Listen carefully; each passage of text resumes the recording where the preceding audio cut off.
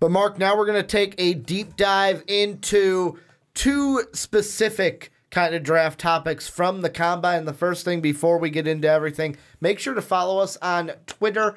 I'm at Ricky Widmer. Mark is at the Mark Weber. The with two E's, not one. The Royal, right? The Royal The, is that what that's called? It is. When you use two, so the Royal The Mark Weber. And then obviously Most Valuable Pod is Most Valuable Podcast. Make sure to follow us on Twitter, interact with us. I love interacting with you guys with your questions and your thoughts as you guys watch the podcast and about the sports that we watch each and every day. But Mark, one guy we've got to talk about after this Combine is DK Metcalf. I will say in the last segment, I will forever call him DJ Metcalf, only because we were talking about DJ Moore in the last mock draft. It's going to be your special job to, whenever I say DJ, just cut me off. DK. Just don't worry about being rude. Just say exactly that, DK, so that I say it right and give him the respect that he deserves, putting that respect on his name. But DK Metcalf balling out at the Combine, especially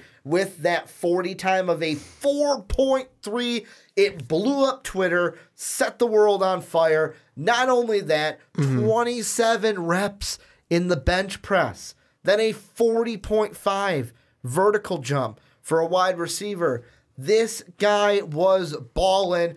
I am going to ask you, based off of Marquise Brown, who Brandon and I talked in a PTP segment about how the Combine, will his absence hurt him? I'm going to ask you this. Now after the Combine, is DK Metcalf the number one wide receiver? He is not. He's not the number one wide receiver. I do think he helped his stock, and I do think he climbs up. And I do think that the right team could do something very well with him. But I'm going to make a comparison here to somebody you know very well. Cordero Patterson is who he reminds me of. A guy who has the ability to run in a straight line very well, doesn't have the ability to really run routes. And the reason I say that is because DK Metcalf, despite having some very impressive showy numbers here, he also has one that everybody conveniently ignores. And that's a 7.38 second cone. Did he fall? Like, you look at that and you say, how? How is it that his 40 time, and this is going over to his shuffle, or his shuttle now, his 40 time was less than his shuttle.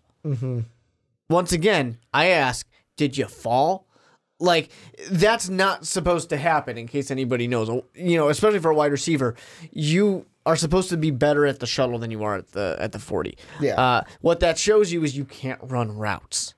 And that's what's concerning in that case. And a fun fact here that I have to throw out there, I'll say a certain GOAT that has a better 3-cone time than DK Metcalf, Tom Brady. Wow. And does anybody think that Tom Brady is agile? Well, no, you know what that is? That's attention to detail. That's all Tom's attention to detail right there. Because, like, even, and I'm going to throw this out to help your point, is that I'm looking at the draftnetwork.com, they're kind of one of their player profiles on DK Metcalf. And under route running, just the first part of it says, let's talk about what his fault is. Metcalf needs to show better attention to detail in his patterns at times, breaking his routes off more exactly, showing a better awareness of the sideline, and being more efficient with his footwork. That shows with the shuttle and the cone drill.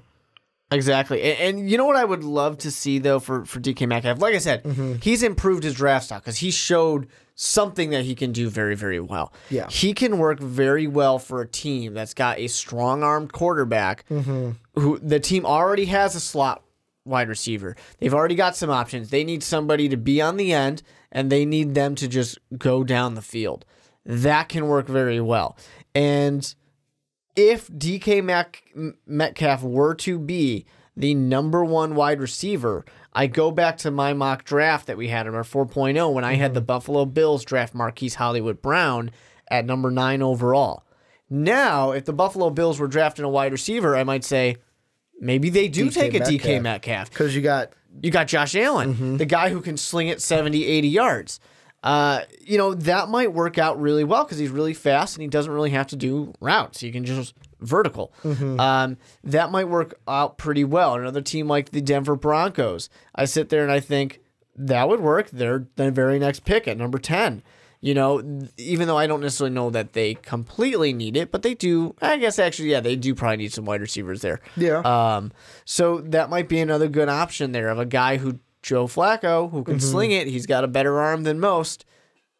Give him a guy who can just run down the field. See, and I don't disagree with you because the thing I don't disagree with you on is DK Metcalf, just because he had a 4.340, he's not a perfect prospect. Yeah. It's not like he's a perfect wide receiver prospect. But the thing that I wonder is that this 40 and this performance overall at the combine, especially like some of the big things, and I feel like this is the thing that kind of took us and why we were overshadowing the shuttle and the cone drill, is how many times did you go on Twitter or online and the first thing you were seeing when you searched combine was DK Metcalf without his shirt on? Because it blew up Twitter. Like, as soon as that picture of him without a shirt on with that washboard ab look hit Twitter, it was like we forgot. Because I feel like the biggest question for him coming in, and this was one thing that Brandon had mentioned, was, he's got that neck injury. How is he going to do after that neck injury? And then we see that body. And then we see the bench press. And I think because because we were so worried about, what's his physical's going to look like because of that neck injury that he was coming off of, we just completely ignored everything else. Like, he's still a guy that needs to work on his route running. He still needs to be a guy that, it's great you can run fast. It's like, I almost threw out when you mentioned Paris Campbell in the first segment of like, yeah, it's great he could run that quick, but can he catch the ball? If he can catch the ball, then he can be a great wide receiver. And the thing with DK that I think will be interesting that might make him the number one wide receiver is Marquise Hollywood Brown's foot injury, is because the thing that we're looking at is, and we talked about this with Josh Jacobs in the first segment, of Jacobs is lucky. The running backs did not outperform him. Yeah. Well, Marquise Brown now has to sweat a little bit. Quite a few wide receivers did really well. Quite a few wide receivers did well, and probably the one that we were kind of pitting 1 and 2 balled out and was one of the, and when I should say ran out and bench pressed out at the combine, and he basically stole the show for most people. That it is now in most people's minds they're going to push Hollywood Brown a little bit to the side, even though he's a better route runner than DK Metcalf is. But we didn't see it at the combine. We're not going to see it at an Oklahoma Pro Day. And I feel like, especially like DK Metcalf, if he now, let's say at a Ole Miss Pro Day, has a Johnny Manziel, I think it was the Johnny Manziel type performance where the music's blaring and Johnny's just rifling these passes. If he can go out and do these routes and really kind of, because a pro day, the thing is, it's all scripted. Exactly. You've been practicing it for months. If he can look really good on the pro day, maybe that helps people forget more about the shuttle and the cone drill. And a good pro day now can solidify DK Metcalf potentially not only as a top 15 pick, but the number one wide receiver in the draft. Yeah, first wide receiver taken in the draft, I'll say. For DK, I think it's just he's got to go to the right spot. It's got to be the right team. It's got to be the Buffalo Bills. It's got to be the Denver Broncos. It's got to be the Green Bay Packers. Somebody who's got a quarterback that can just sling it and needs a deep threat, with the rest of the offense being pretty all right already. I mean, you can't go somewhere where it's like, all it's going to be is DK Metcalf, because all you got to do is put a safety on top and all of a sudden you're good to go. You don't have to worry about it. That's really the case he needs. So it depends. He could be the first wide receiver taken off the board if it's the right team. But I still think that, I mean, it would be one thing if the 3-cone and the shuttle were just bad or just not, just below average, but they're pretty bad. They're pretty bad. And I mean, the thing I'm looking at is, so you say it depends on like what teams need a wide receiver. So according to NFL.com, it depends on which teams are taking them. And that too. Yeah. I am just we'll go through really quickly teams that need a wide receiver. And of course, not all these teams are going to be taking them. The first one that needs a wide receiver, he ain't going to go to. You want to know why? Why is that? It's the Arizona Cardinals. They're not drafting him number 1. The next team that needs a wide receiver is, and this is like top 3 need. This isn't like their number 1 need. The 49ers. He ain't going number 2.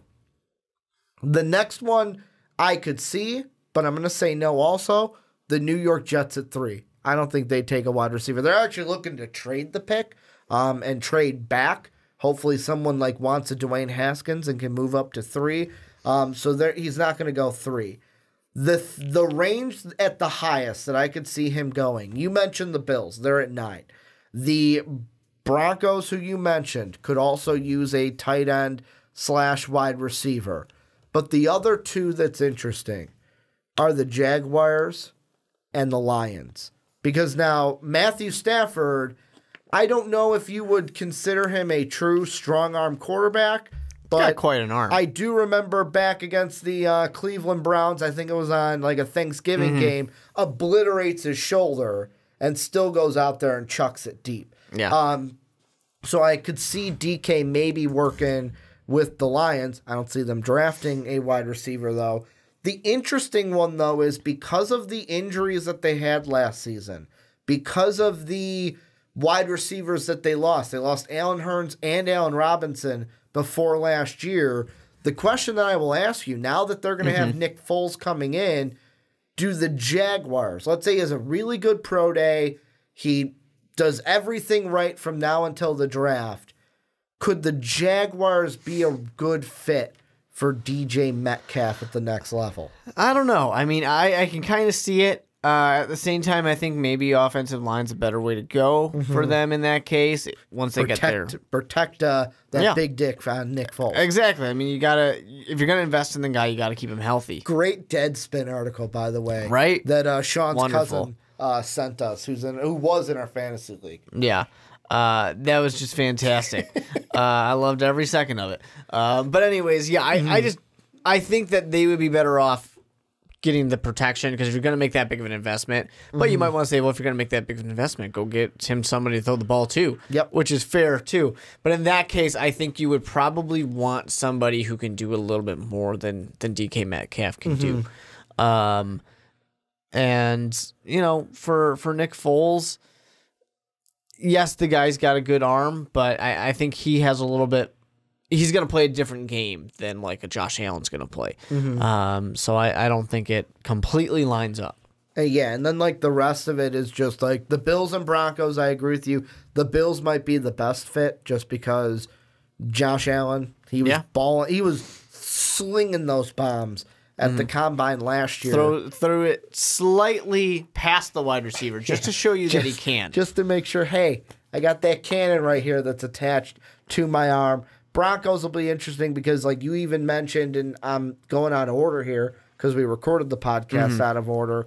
When we get to the Pat segment at the end, you even mentioned what kind of a Joe Flacco are we going to see from the Denver Broncos.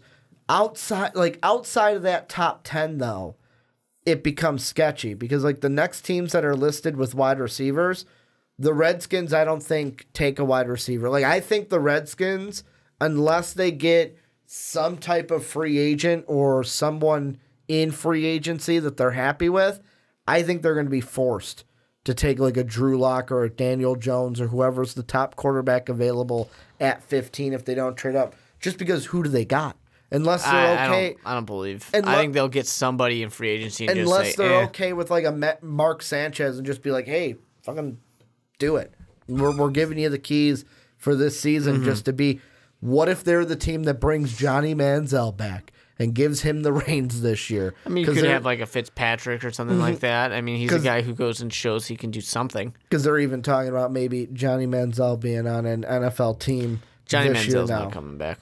The other teams, the Browns, that I had DK Metcalf going in our last mock draft, that like the rest of them are like, okay, I think he goes before this if he is. Like the Browns, the Titans, and then after that it's like the Colts, Ravens. I think he's off the board by that time. Potentially. It all comes down to as well. We have a lot of really good defensive talent in this draft.